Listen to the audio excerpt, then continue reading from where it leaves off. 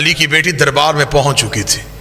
یہ دربار صرف سپاہیوں میں نہیں سی، غیر ملکی سفیر، دوسرے ملکوں کے وفود لوگ دربار میں بیٹھے ہوئے تھے. دربار سجا ہوا تھا.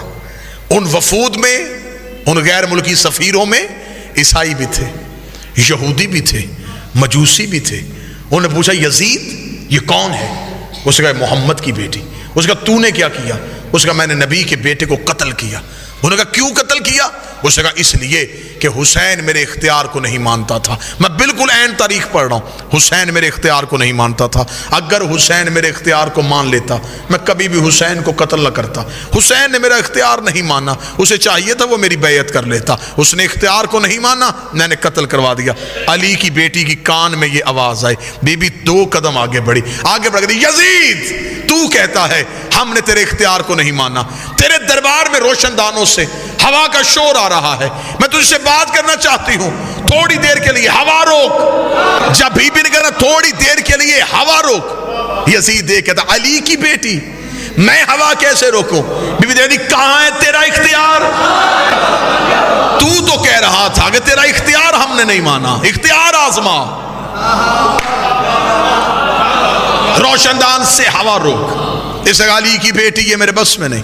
بی بی نے کہا تیرے دربار میں سپاہی گھوڑوں پہ بیٹھے، گھوڑے سم اٹھا کے زمین پہ مار رہے ہیں، سموں کا شور آ رہا ہے، تھوڑی دیر کے لیے سم روک. اس علی کی بیٹی میرے بس میں نہیں. جملہ بی بی نے اتنا وزنی کا کھڑے بھی ہو جو جملے کا قد بڑا ہے. بی بی دیکھا تھی تیرے جانور بھی تیرے اختیار میں نہیں، تو انسانوں پہ اختیار کی بات کر رہا ہے، تیرے تو گھوڑے تیرے اختیار میں نہیں. یہ کہنے کے بعد بی بی کا تیرے دربار میں اونٹ کھڑے، اونٹ گردنوں کو ہلا رہے ہیں، گلے میں گھنٹیاں ہل رہی ہیں، گھنٹیوں کا شور آ رہا ہے. تھوڑی دیر کے لیے اونٹوں کی گردنیں روک. اب غیر ملکی سفیر سن رہے تھے، پورا دربار سن رہا تھا، اور اکیلی علی کی بیٹی بول رہی تھی.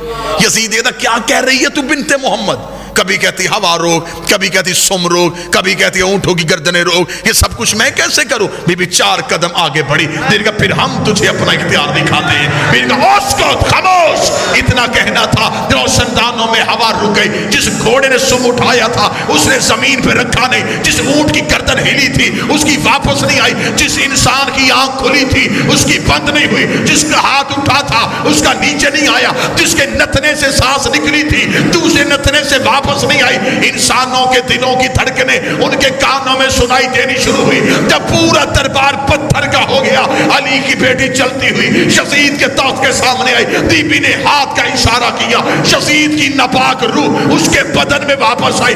اس نے پورا دربار پتھر کا دیکھا کہ ہر چیز اپنی جگہ پہ رک چکی ہے، بھوک کا عالم ہے. یزید کے چہرے پہ موت کی زردی آئی. اس نے تخت پہ بیٹھ کر علی کی بیٹی مجھے معاف کر دے، علی کی بیٹی مجھے موت نہ دینا، علی کی بیٹی مجھے معاف کر دے. بی بی 2 قدم آگے بڑھی. بی بی نے کہا اب بتا کہتی تو ہے یا